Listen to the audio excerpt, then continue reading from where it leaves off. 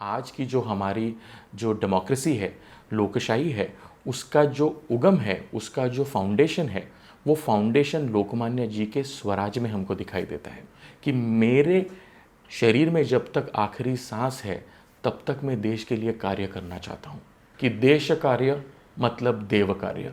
मैं भक्त हूँ उनका। नमस्कार, मैं ओम राउत। RPKN को ज़रूर सब्सक्राइब कीजिए, शेयर कीजिए और लाइक भी कीजिए। जय हिंद।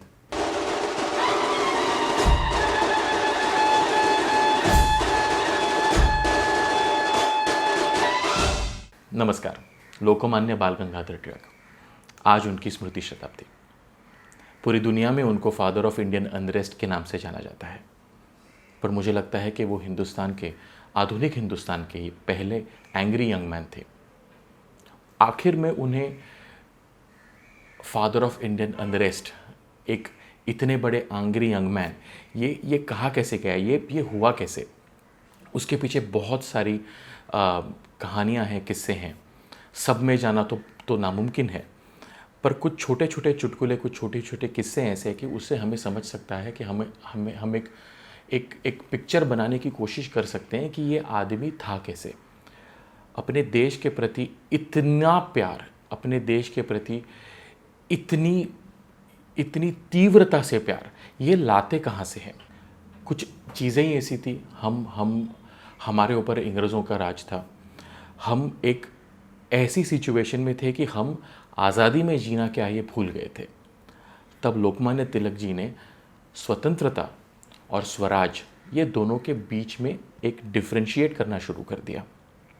स्वतंत्रता मतलब क्या? फ्रीडम। स्वतंत्रता मतलब हमें फ्रीडम मिलना चाहिए, इसके ऊपर कुछ हो सकता था। पर स्वराज, ये लफ्ज़ जो है ये बहुत बहुत बहुत महत्वपूर्ण है। स्वराज की जो, अगर हम इसे फोड़ें तो समझ में आता है कि स्वराज्य, स्वकीय का राज्य। स्वकीय मतलब कौन? हम।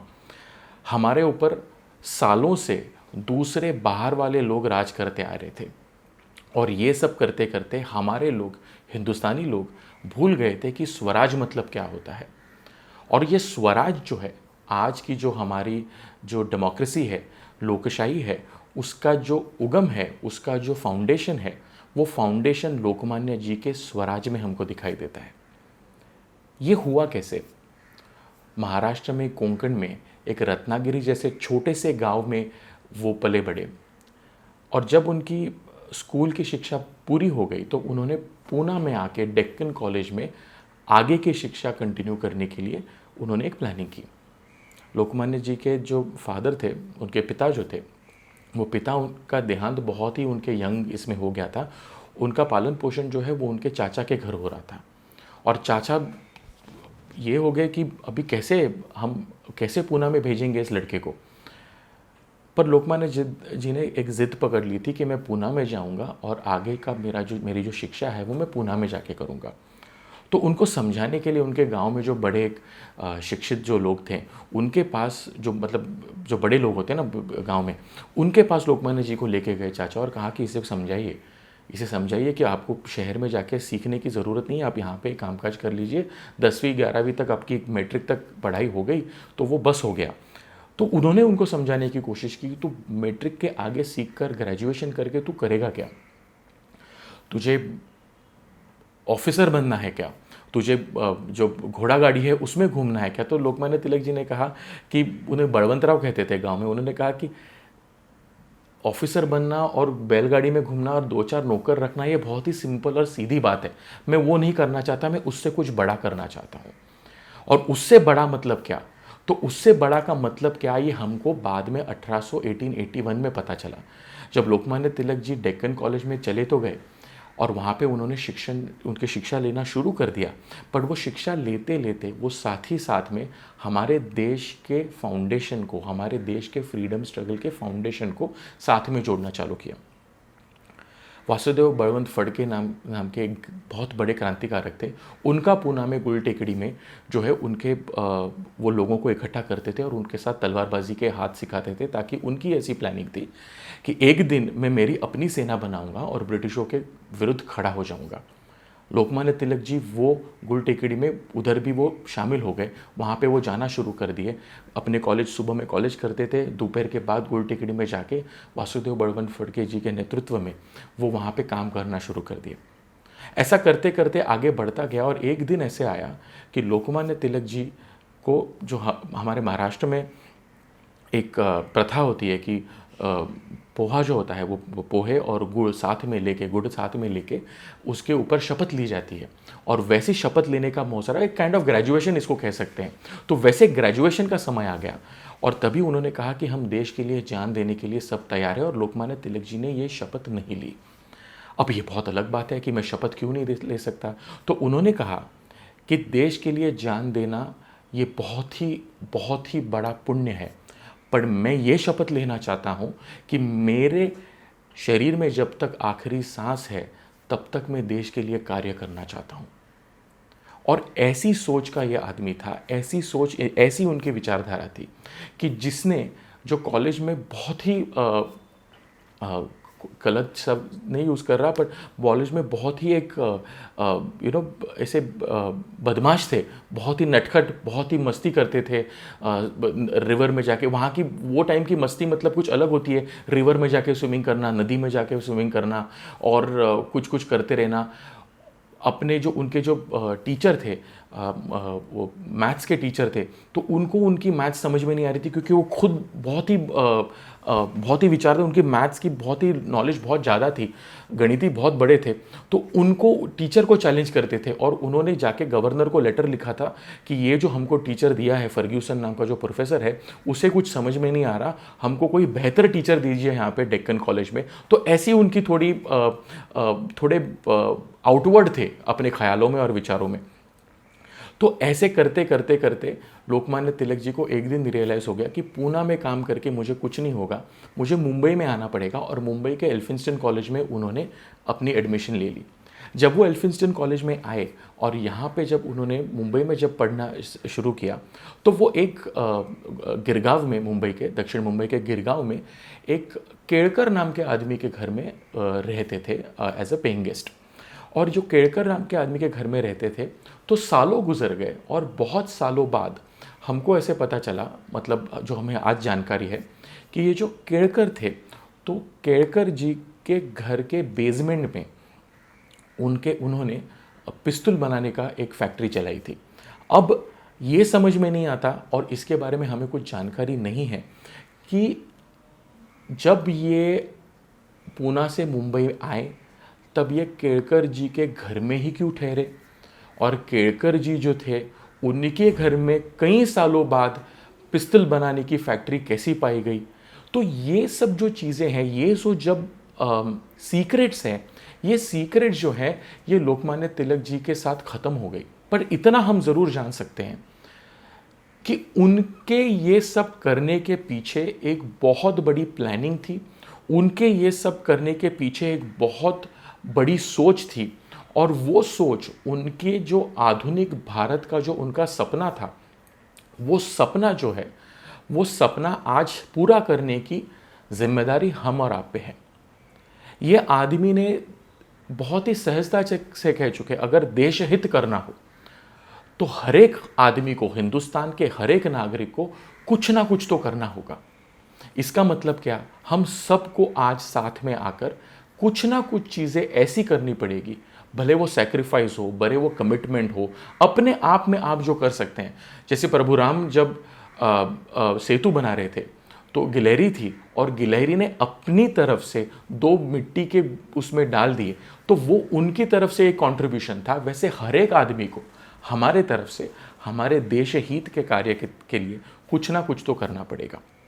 देश हित मतलब क्या, फिर लोकमान्य जी बहुत ही सहजता से कहते हैं कि देश कार्य मतलब देव कार्य।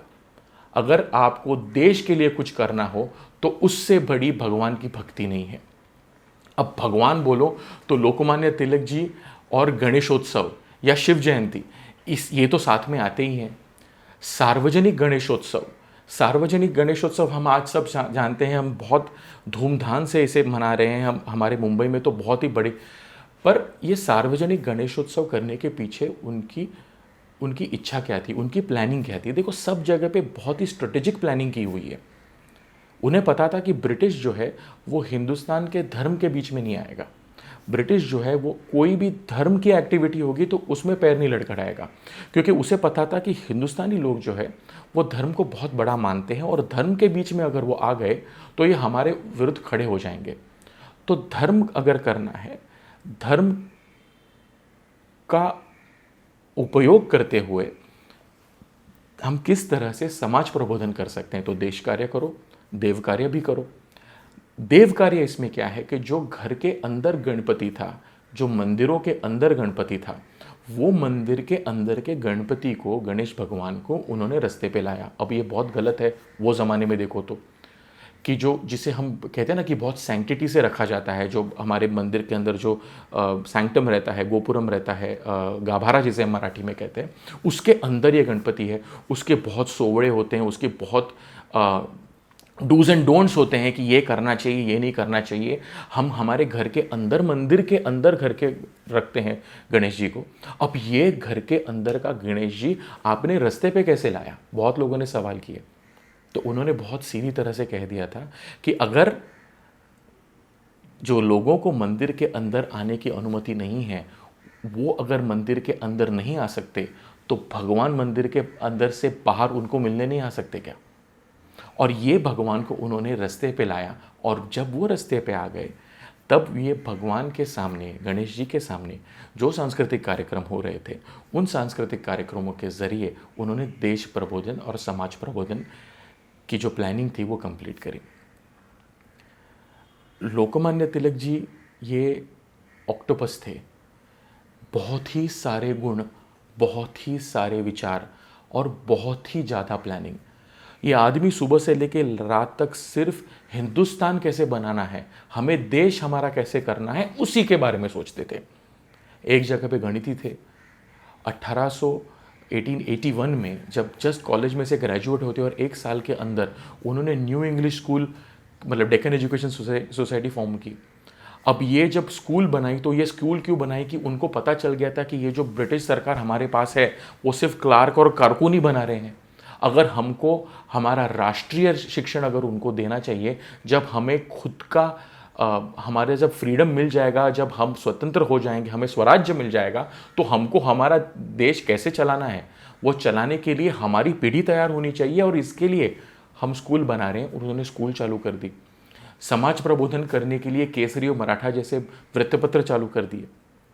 बहुत ही कठिन समय था कि बहुत डेट बढ़ गई थी, बहुत ज़्यादा कर्जा हो गया था। और ये सिचुएशन में उन्होंने सोचा ही नहीं, कुछ 300 रुपये का कर्जा था, और वो ज़माने में 300 रुपये का कर्जा बहुत बड़ा होता है। और वो कर्जे के कारण जो न्यूज़पेपर थे केसरी और मराठा, वो उन्होंने, फाउंडर्स ने ऐसे डिसाइड किया कि हम उसको बेच डालेंगे। और अगर उन्होंने बेच डालने की बात कर दी तो तिलक जी ने कहा कि हम इसे बेचेंगे, आप बेचना चाहो तो बेच सकते हो, पर इसे मैं खरीद लेता हूँ। और उन्होंने ये पूरा बाहर खुद के ऊपर लिया और वो आगे काम कंटिन्यू किया। एक अलग तरह से ब्रांडिंग जिसे आज हम कह सकते हैं, एक अलग तरीके से ब्रांडिंग की। अब आप मुझे बताइए कि वो ज़माने में फेसबुक, ट्विटर या मोबाइल फ़ोन या नॉर्मल फ़ोन या फिर टेलीविज़न, ये कुछ नहीं था। तो ये आदमी अपने विचार पूरे देश में कैसे फैलाता था? ये आदमी क्या करता था कि ये यहाँ से सपोज़ मुंबई से अगर वो जा रहे हैं कलकत्ता, तो मुंबई और कलकत्ता जब जा रहे हैं ट्रेन में, इनका सफ़र हो रहा है, तो हर कुछ जंक्शंस पे वो ट्रेन रुकती थी, क्योंकि तभी कोयले की ट्रेन हुआ करती थी, तो वो कोयला रिफ़िल करने के लिए उनको रुकना पड़ता था। तो ये जहाँ जहाँ ये कोयला भरने के लिए ट्रेन रुकती थी, वहाँ वहाँ वो कोयला भरने के लिए आधा पौना घंटा निकल जाता था। ये वहाँ पे प्लानिंग करके, लेटर्स भेज के लोगों को, उनके जो लोकल कोऑर्डिनेटर्स थे उनको इकट्ठा करके ट्रेन में से उतर के ट्रेन के प्लेटफॉर्म पर वहीं पे खड़े रह के लोगों को स्पीच दिया करते थे। अब आज यहाँ पे स्पीच दिया, कल 8 घंटे बाद ट्रेन दूसरी जगह रुकी, वहाँ पे लोगों को समाज प्रबोधन किया, फिर आगे गए, फिर आगे गए। ऐसे करते करते यहाँ से कोलकाता जाने तक का फासला भी पूरी तरह वो एक प्रोडक्टिव तरीके से उसको निभाते थे। अब ये आदमी जब आता था, उनका कद कुछ ज़्यादा नहीं था, थोड़े थोड़े कम थे, पर ये आदमी ने अपनी ब्रांडिंग किस तरह से की, तब फोटोग्राफ्स नहीं छपते थे पेपर में, तो हमको पता नहीं है कि यही आदमी लोकमान्य तिलक है या कौन है, वो कैसे दिखते हैं। तो उस ज़माने में क्या था, एक डिस्क्रिप्शन दिया जाता था कि यार ये ऐसा आदमी होता है, ये ऐसे दिखता है, ये ऐसे चलता है। तो उन्होंने क्या किया, उन्होंने जब उनकी कॉलेज में, जब डेक्कन में जब उनकी पढ़ाई लिखाई चल रही थी, तभी प्लानिंग की है एंड तक की। तो जब भी वो एजुकेशन चल रहा था, जब उनकी शिक्षा चल रही थी, तो उसी समय उन्होंने अपने पहराव में कुछ बदल बना दिए, कुछ चेंजेस कर दिए। वो पूना के थे, तो पुनेरी पगड़ी जो कहते हैं, जो आप हम पहनते हैं, वो विद्वानों की पगड़ी है, वो पुनेरी पगड़ी तो पहनते ही थे, पर वो पुनेरी पगड़ी में उन्होंने थोड़ा सा मॉडिफिकेशन कर दिया। उनकी जो पगड़ी थी, वो पगड़ी का जो यहाँ का जो पोर्शन होता है वो फ्लैट नहीं था, वो यहाँ का जो उनका पोर्शन है वो आगे से बड़ा और नीचे से टेपरिंग, नीचे पीछे की ओर नीचे पीछे चला गया था। तो it was more like a conical thing. उससे क्या होता था कि वो एक योद्धा की जो हेलमेट होता है पुराने ज़माने का, उसके साथ उन्होंने सिमिलैरिटी करना शुरू कर दिया। जो उसके साथ पगड़ी के साथ जो टेस्ला आता है, जो यहाँ पे जो उनका ये वो जो गोंडा कहते हैं वो आता है, तो उसको उन्होंने काट डाला, क्योंकि उनके हिसाब से उसकी कुछ ज़रूरत नहीं थी। जो उसका जो अंदर के साइड पे जो एक थोड़ा जरी का जो काम किया जाता है, वो थोड़ा उनको फेमिनाइन लग रहा था, तो उसको उन्होंने डार्क कर डाला। ये पगड़ी जो है, जो सर के ऊपर पहनते हैं, वो पगड़ी उन्होंने अपने कान के ऊपर 2 उंगली और यहाँ से पहनना शुरू कर दिया। उसकी वजह से क्या हुआ, उनका चेहरा जो है वो लंबा दिखना शुरू, जैसे योद्धा का चेहरा होता है, जो एक वॉरियर जिस तरह से दिखता है, उस तरह से उन्होंने अपने पगड़ी की और अपने फेस की अरेंजमेंट कर दी। उनकी जो मुस्टैच थी, जो मूछ थी, वो मूछ जो है उसे एक हैंडल बार, जिसको आज हम फैंसी तरीके से यंगस्टर्स कहते हैं, वो हैंडल बार मुस्टैच कर दी, जिससे आपकी जो पर्सनैलिटी है वो बहुत ही अग्रेसिव दिखती है, और अग्रेसिव थी है, बहुत ही अग्रेसिव थे। उनके अग्रेशन के बारे में फिर कुछ कहूँगा, पर उस तरह से उन्होंने अपनी मूछ बनाना शुरू कर दिया। जो उपर्ण हम मराठी लोग लेते हैं, वो उपर्ण जो है वो आपके हाथ के नीचे से होके जाता है। उनकी शरीर यष्टि थोड़ी छोटी थी, तो उसे ब्रॉड शोल्डर बड़ा दिखाने के लिए उनका उपर्ण जो है वो हाथ के ऊपर से लेना शुरू कर दिया। जो धोती पहनते थे, वो धोती ज़रूर ब्राह्मणी थी, जिसे एक काठी पदर जिसे कहते हैं, वो ज़रूर ब्राह्मणी थी। उसके ऊपर उस तरह की एम्ब्रॉयडरी थी, पर वो धोती पहनने की जो स्टाइल थी वो ब्राह्मणी नहीं थी, वो दुटांगी थी।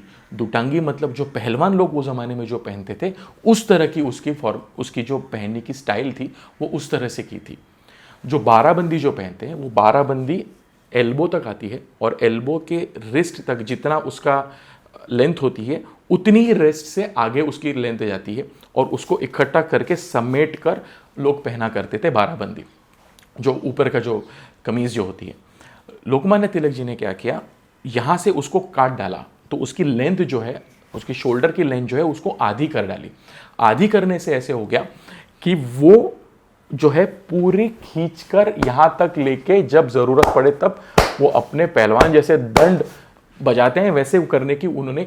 तो एक ओवरऑल अग्रेशन वो जो आदमी में था, वो अग्रेशन उन्होंने अपने आचरण में जो था वो उन्होंने अपने पहराव में लाया। इस तरह की मॉडिफिकेशंस उन्होंने की। बहुत ही श्योर थे सब चीज़ों में, बहुत ही कॉन्फिडेंट थे, बहुत ही स्पेसिफिक थे। मतलब आज मेरे साथ बात कर रहे हैं, दूसरे कमरे में कोई दूसरा बैठा है, उसके साथ कोई गणितीय विषय पर चर्चा हो रही है, किसी और के साथ एस्ट्रोलॉजी पर चर्चा हो रही है, किसी और के साथ कोई पहलवान आके बैठा है, उसके साथ कुछ दूसरी चर्चा हो रही है, किसी स्वामी विवेकानंद जी जैसे लोगों का सहवास रहा है उनके साथ में स्पिरिचुअलिज्म पे, उनके साथ में संस्कृत पे, वेदों पे चर्चा हो रही है। ये सब के साथ अलग अलग चर्चा कांस्टेंट चल रही है, और हमें एक दूसरे को पता नहीं कि किसके साथ क्या बात कर रहे हैं। बहुत ही पॉकेटेड पर्सनालिटी, ऑक्टोपस क्यों? क्योंकि हर जगह पे उनका पैर है, हर जगह पे उनके हाथ है। ये आदमी एक निर्भीड़ था, ये आदमी एक तरह से अपने आप में इतना बड़ा कॉन्फिडेंस था अपने आप में, और हमारे हिंदुस्तान में, और स्पेशली हिंदुस्तान के यूथ के ऊपर इतना ज़्यादा कॉन्फिडेंस था कि ये आदमी किसी से कभी डरा ही नहीं। ये आदमी ब्रिटिशों के कोर्ट के अंदर खड़ा रह के उन्हीं को उल्टा बोल के अपना मुद्दा से पता है, बहुत ही अच्छे से पता था कि जब जब ट्रेचरी का, जब राष्ट्र देशद्रोह का जब उन पर इल्ज़ाम लगाएगा तो बहुत ही पता है था कि ये तो मुझे सज़ा देने ही वाले हैं, उसके ऊपर कोई गुंजाइश नहीं थी। ये ऐसे होते हुए भी 4 दिन पूरे दिन रात समेट कर अपनी कोर्ट केस खुद लड़ना, अपनी कोर्ट केस खुद अपने आप लड़ना, इसमें एक अलग जज्बा है। बहुत ही गलत चीज़ हुई बाद में जब उन्हें मैंडेले भेजा गया, क्योंकि जब मैंडेले अगर नहीं जाते, लोकमान्य तिलक जी को अगर ब्रिटिश सरकार उन्हें मैंडेले में नहीं भेजती तो शायद हमें स्वराज पहले ही मिल जाता। 1910 में जब वर्ल्ड वॉर चल रही थी तब ब्रिटिशों की ऐसी इच्छा थी कि हम हिंदुस्तानी उनकी तरफ से ये वॉर में शामिल हो जाएं, पर ये हो न सका। और as a result Lokmanya Tilak ji की ऐसी प्लानिंग थी कि हम आपको वॉर में सपोर्ट ज़रूर कर सकते हैं, but as a independent nation आप हमें स्वराज दे दीजिए। जनसंख्या, लोक संख्या, ये हमारे देश की बहुत बड़ी शक्ति है, ये शक्ति हम आपके साथ खड़ी कर देंगे अगर आपने हमें स्वराज दिया तो। अगर हम एज ए इंडिपेंडेंट कंट्री आपके साथ ज़रूर लड़ेंगे, बट एज योर कॉलोनी हम बिल्कुल नहीं लड़ेंगे। ये बातचीत करने के लिए, इसके ऊपर प्रोपोगंडा बनाने के लिए उन्होंने इंग्लैंड में जाना चाहा। 3 बार उनका वीज़ा रिजेक्ट हो गया, उनको इंग्लैंड में आने ही नहीं दिया। तब लोकमान्य तिलक जी ने क्या किया, चिरोल नाम का एक जर्नलिस्ट था, द टाइम्स के लिए वो लिखते थे वहाँ पे, और चिरोल ने लोकमान्य तिलक जी के, मतलब वो जो हिंदुस्तान आए थे और हिंदुस्तान में अपनी ऑब्जर्वेशंस उन्होंने काफ़ी लिखी थी, और उसमें उन्होंने एक बुक लिखी, और वो बुक में उन्होंने लोकमान्य तिलक जी के ऊपर बहुत ही गलत इल्ज़ाम लगाए। As a result Lokmanya Tilak ji भी स्मार्ट थे, उन्होंने क्या किया, उन्होंने उनके अगेंस्ट, चिरोल के अगेंस्ट ब्रिटिश कोर्ट में, इंग्लैंड में एक मुकदमा भर दिया। एज ए रिज़ल्ट कोर्ट ने उन्हें समन्स किया और ब्रिटिश सरकार को उन्हें वीज़ा देना ही पड़ा। बाय द टाइम उन्होंने पैसा इकट्ठा किया और जब वो इंग्लैंड पहुँचे तो हमारी बदनसीबी इस तरह से थी कि जब वो इंग्लैंड पहुँचे तब तक वर्ल्ड वॉर ख़त्म हो चुकी थी, और जब इंग्लैंड पहुँचे वो डॉक में, ब्राइटन के डॉक में उतरे, और उधर पहुँचते ही दादा साहब खापर्डे सब लोग उनके साथ थे, उधर पहुँचे, और उधर पहुंचने के बाद उनको पता चला कि हम हार चुके हैं, अब वर्ल्ड वॉर ख़त्म हो चुकी है। तभी उन्होंने कहा कि हम ये कोर्ट केस अभी हारेंगे, क्योंकि अब ये कोर्ट केस हमें जीतने में ब्रिटिश सरकार को कोई दिलचस्पी नहीं है। खैर, ये बातें होती रही, ये सब चीज़ें होती रही। इन्होंने हमको बहुत कुछ बुरा भला कहा, हमें कहा कि हम बारबेरियन लोग हैं, कहा कि हिंदुस्तानी को कुछ कल्चर नहीं है, जानवर जैसे होते हैं उस तरह से हिंदुस्तानी है। उसके ऊपर एक जवाब देने के लिए लोकमान्य तिलक जी ने ओरायन बनाया। ओरायन, ये जो ग्रंथ है, वो ओरायन में उन्होंने साबित कर दिया कि हमारे लोगों को एस्ट्रोलॉजी, फिज़िक्स, एस्ट्रोफिज़िक्स का नॉलेज जो है यो वेद के टाइम से है। एस्ट्रोफिज़िक्स का नॉलेज हमको बहुत पहले टाइम से है। इसका मतलब ये होता है कि हम कोई बारबेरियन नहीं है। हमारी जो संस्कृति है, हिंदुस्तानी जो संस्कृति है, वो कई सालों से आती गई है। हमारी हिंदुस्तानी संस्कृति जो है, हम कोई जानवर के बराबर के नहीं है, हम बहुत सुसंस्कृत लोग हैं। ऐसे लोकमान्य तिलक जी, जिनका अपने देश के ऊपर, अपने हिंदुस्तानियों के ऊपर और ख़ास करके यूथ के ऊपर इतना दृढ़ विश्वास और इतना पैशनेटली वो उनके लिए काम करते थे, तो ऐसे आदमी की आज हम याद कर रहे हैं।